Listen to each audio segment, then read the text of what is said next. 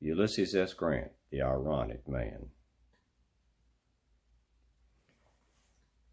I am General of the Armies, Ulysses S. Grant, and I should like to reflect with you today about the ironies in my life that, as in the lives of everyone, had these instances about which I will speak gone the other way, my life would have been totally different.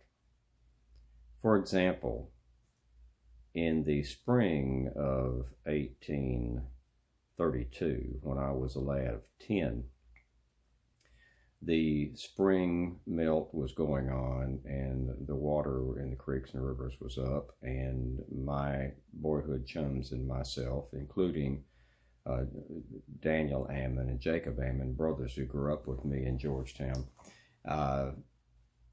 were all at White Oak Creek, and it was swollen and rushing in a torrent. Our parents, of course, had told us don't get in the water, and of course we immediately got in the water. I jumped in to swim. I was always a good swimmer, but the torrent, as I said, carried me away, and I began to drown. I yelled for help, and Dan Ammon and his brother Jake Ammon, later in the war, Admiral Daniel Ammon and General Jacob Ammon, rushed downstream ahead of me, and Daniel grabbed a tree limb that had fallen off during the winter, thrust it in the water, and yelled, "Grab it, Liz, grab it!" And at the last moment, as I was going down and drowning, I was able to grab the limb. So Dan Ammon and his brother Jake pulled me to safety. I very narrowly missed drowning when I was 10. Later, when I was 16 and about to turn 17, my father, without my knowledge, secured for and got an appointment to the United States Military Academy. Now, he did this without my knowledge and certainly without my approval. I had no desire to be in the Army. The military life held no charms for me, yet I found myself on the way to West Point. And painful for me was the fact that my best friend, Bart Bailey, who was the son of our local doctor, Dr. Bailey, who lived behind our home, in their home, Bart was a year older than I and had gone on to West Point, but he had not been successful and been asked to leave. So to add anguish to my disappointment about not wanting to go to the academy, my opportunity to go to West Point was provided by the failure of my best friend. And I agonized over that greatly, and still do, that even though there are those that tell you our history was changed by my doing so, that is not for me to say. That's for your discernment. But I got into West Point because of the failure of my best friend. When I was in Mexico during the war with the 4th Infantry, I did not have a combat assignment. I had been effective in handling supplies and was given a quartermaster assignment. And even though I wrote a letter protesting that vigorously and requested that I be relieved of my quartermaster duties, I was denied that request, and I remained a quartermaster. However, I always went to the sound of the guns to be with my men, and consequently, I was in every battle in the Mexican War, except Buena Vista. And the only reason I missed Buena Vista was because I was being transferred from General Taylor's army to General Scott's army, and the Battle of Buena Vista occurred during that time. So I really shouldn't have had combat experience, but I sought combat experience, and it has served me well. When the war started, I tried to get a commission. I had 15 years in the Army, including 4 years at West Point. I had been commissioned captain in the regular Army before I resigned, and was trying to get back in. I'd been recruiting and drilling soldiers for Illinois, and could not get an appointment. I went to see General McClellan in Cincinnati, and he declined to see me for 2 days. Wrote a letter to the Adjutant General, and he never responded. And to this day has not responded to that letter. So I was very disappointed and greatly fearful that I was not going to be able to get back into the Army and into the war. But then Governor Richard Yates of Illinois, at what I felt to be the last minute, appointed me to be the colonel commanding of the newly formed 21st Illinois Volunteers. And I got back into uniform and in the Army as a colonel of volunteers. And I very narrowly did not have that opportunity. In November of '61, I had my first combat command in battle, took my troops, about 3,000 troops, to Belmont, Missouri, to find Confederate forces that were marauding and coming into southern Missouri, and had to be stopped. And when we went to Belmont, it was a pitched battle for 3 to 4 hours, and my troops had to fight their way back to the steamboats that had brought them down, because the Confederates had gotten between us and the river. And we fought our way in, and I told the troops, we'll fight our way out. And they did. When we got back to the boats, I remembered that there was a regiment sent down the riverbank to serve as our flank, and I jumped my horse. I had a horse shot out from under me, and was indeed on a horse that I'd gotten from a staff member. So I've had a horse shot out from under me. I bolted down the riverbank to bring back that regiment, and I went with no escort. I was alone, and when I got there, found out they had seen what was going on with the battle and getting back to the boats, and they'd gone back without orders to the boat. By this time, I've got a considerable number of Confederate troops between me and those boats, and the boats are pulling away from the riverbank to retreat. And I had on an old greatcoat. It was cold. I had on my old greatcoat that was faded and looked like a private soldier. I certainly hope so. And I was riding through a cornfield and trying not to be visible. But about 50 yards away from me, there was a good number of Confederate troops with some officers. And one of them saw me ambling through the cornfield and said, "Yonder, boys, there's a Yankee. Practice your marksmanship on him." And not a one of them raised a musket. It would have been such an easy shot, but not one raised a musket. And I put the spurs to my horse and bolted for those boats and was able to get aboard. Later on, after Fort Donelson, I had taken an entire rebel army and surrendered, about 17,000 men.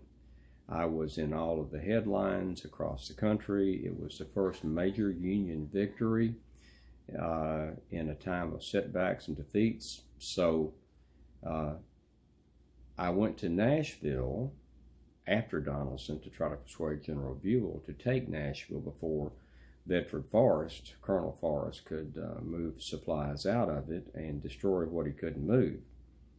A rebel telegrapher had gotten between me and General Halleck in St. Louis, and he wasn't getting my daily reports.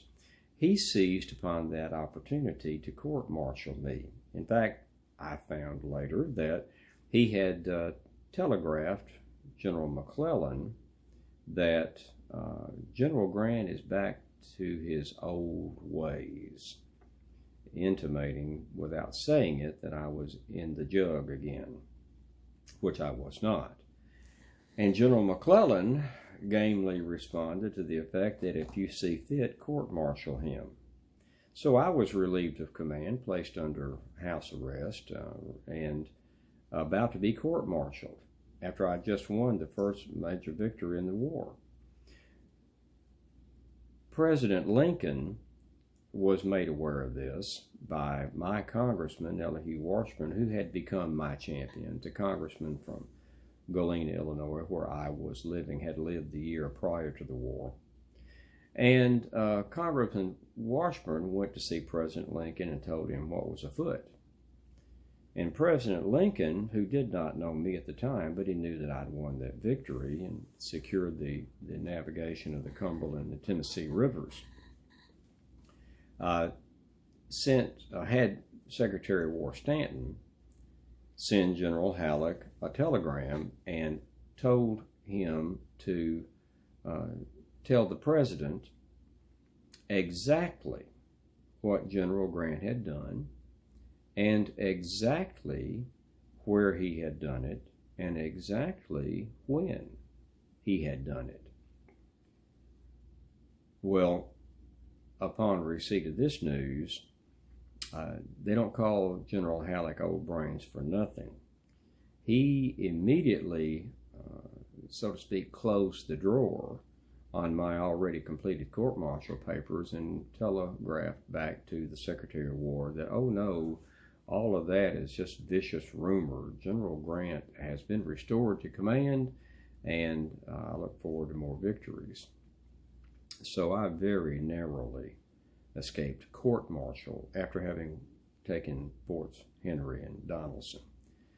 At Shiloh, some 7 weeks after Donelson, and I'd been promoted to Major General of Volunteers by now, I, on the first day of the Battle of Shiloh, was with my engineer, Colonel James B. McPherson, and my quartermaster and supply, Major Watkins. And we were, in the afternoon of the first day, we were had approached a clearing during the battle, and there were no enemy troops in it. We assumed that it was all right to cross the opening, and we began to cross. Well, we immediately found out that while there were no rebel troops in the field, there were quite a few in the woods, and they vigorously opened fire on us. We spurred our horses and bolted for the safety of the woods. When we got there, the horse that General McPherson, or at that time Colonel McPherson, was riding had been shot through and through behind the saddle in front of the flanks, and within a few minutes dropped dead. Major Watkins had lost his hat in the field, and I would like to point out he did not see fit to go back and retrieve it. And I noticed that I had been hit on my left side just below the pommel of my sword. The metal part of the scabbard had been hit by a mini ball and had nearly severed the blade from the hilt. And in fact, before the day was over, it completely broke off. And had I not had that sword on, and had the mini ball not hit that small inch or so of space, it would have hit me in my hip and shattered my hip and would have been a mortal wound. So because I had my sword on, I took a ball at Shiloh and was merely bruised. I didn't wear a sword again for the rest of the war. I don't like to wear a sword. It just bruises my leg and bothers the horse. But I didn't wear a sword again until the Army was crossing the Rapidan River, May 3rd and 4th of '64. But I took that ball at Shiloh during the day. The aide next to me, sitting his horse next to me, had his head taken off at the neck by a solid ball passing through that missed me by inches. In fact, his blood and brains were on my uniform. That came that close. And after the Battle of Shiloh, even though many people were clamoring for me to be sacked and cashiered out of the Army, President Lincoln came to my assistance and told cabinet meeting, "I can't spare this man. He fights." And that was the end of the matter. However, General Halleck replaced me in command. He didn't relieve me. He tried that at Fort Donelson just weeks before. So while he didn't relieve me of command, he was the commanding general on the field. I was idled and as if I was at the furthest point of my command, had nothing to do, and all day to do it every day. Sherman suggested that I ask General Halleck for removing my headquarters relocation. I did, and I was given permission to move to Memphis. So on June the 22nd, I was on the road to Memphis and stopped in Collierville, Tennessee. Saw a gentleman on his porch just off the road and told my very small escort that I'm going to go up and get a cool drink of water. You may ride ahead and I will catch up. I went to the man's porch and he offered me a glass of cold tea. We were sitting there drinking it. One of his neighbors came up. He seemed a bit agitated to introduce me to his neighbor. Mr. Deloche was the gentleman whose home I'd stopped at. But Mr. Deloche stood up and introduced me to Dr. Smith, his neighbor. Dr. Smith nearly backed off the porch when he found out who I was, and within a moment or two made his excuses and left, and I thought at a rather rapid rate. A few minutes later, Mr. Deloche stands up and pretty much says, "General, I'm sorry you have to go, but here's your hat. I have to be about my business." And it was abrupt, but I took no offense. He'd been very congenial with me, and I rode on. Caught up with my escort about a mile down the road in the shade of the trees. The captain asked me, "Do you want to go on into Memphis?" And it was in mid-afternoon, and I said, "No, let's wait here until the cool of the evening, and then we'll ride on into Memphis. It's not far." And laid down on the ground. I put my hat over my face and napped.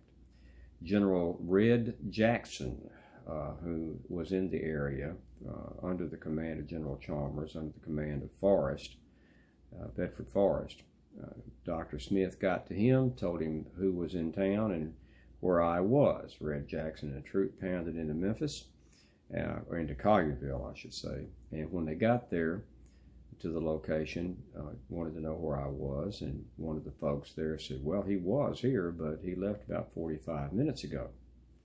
Jackson decided, with his horses lathered and tired, that, and said, if he's got a 45-minute lead on me, I will never be able to catch him.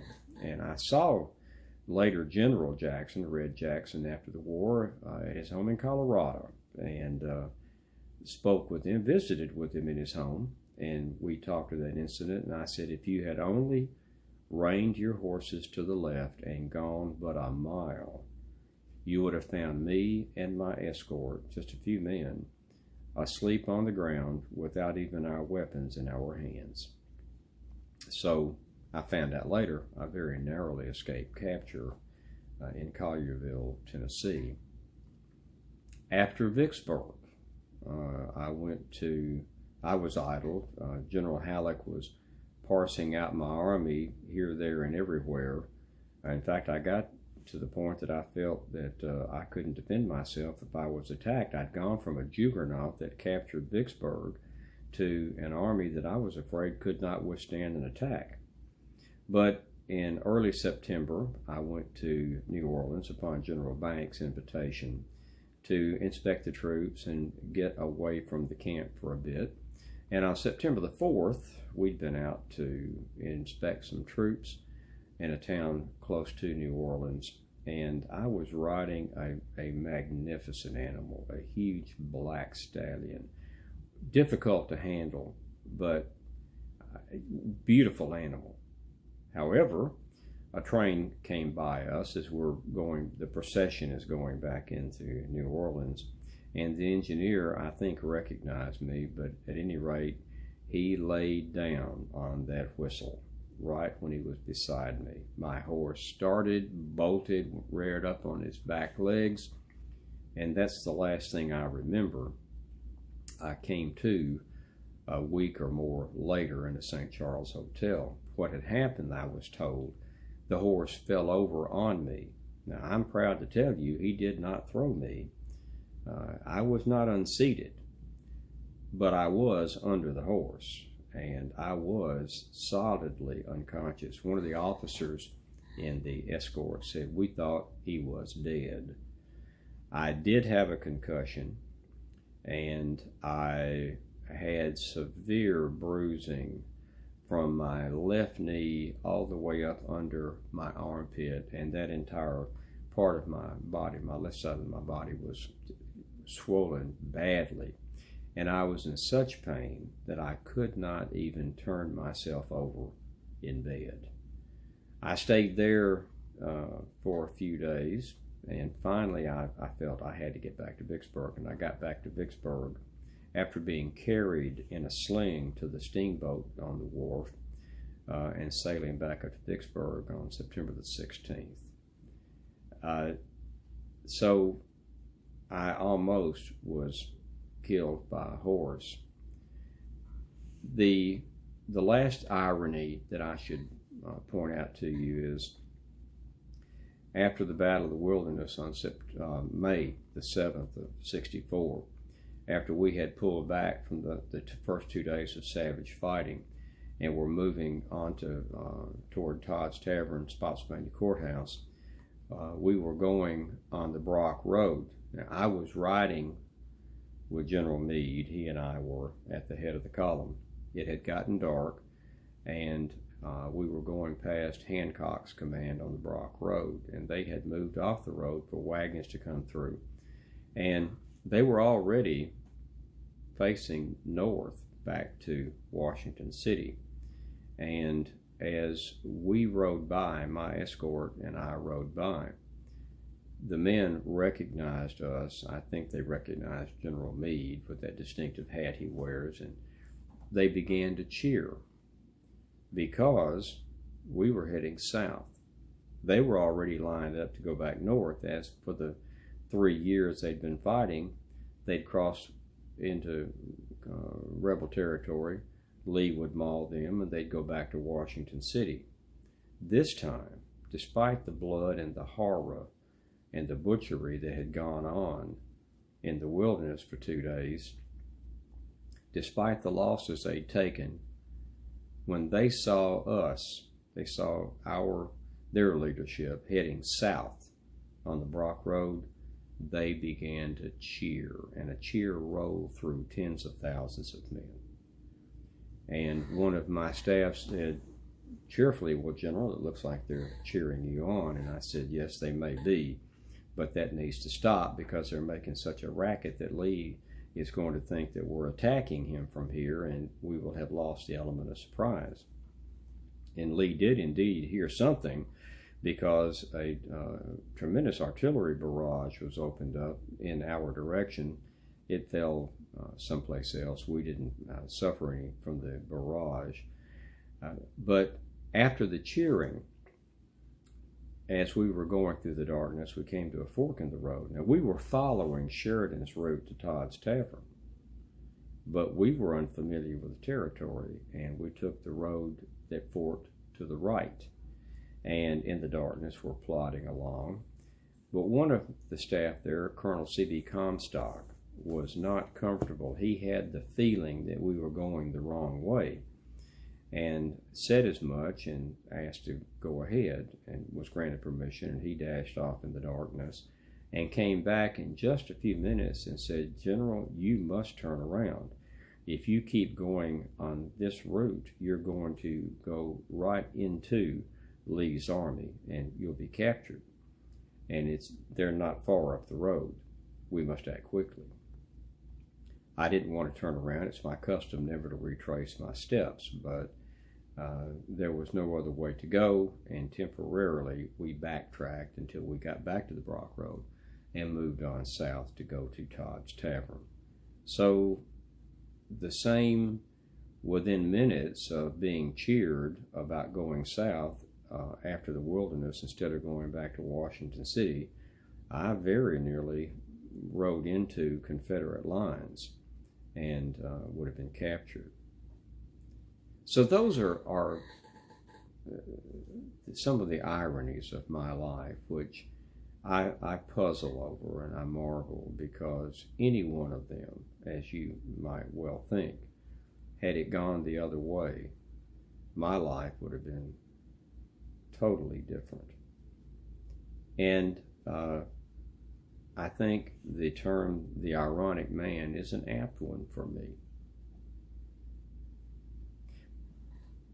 But I've said quite enough about ironies in my life. Until we come together again and I reflect on a part of my life or career, I am General of the Army Ulysses S. Grant, bidding you adieu.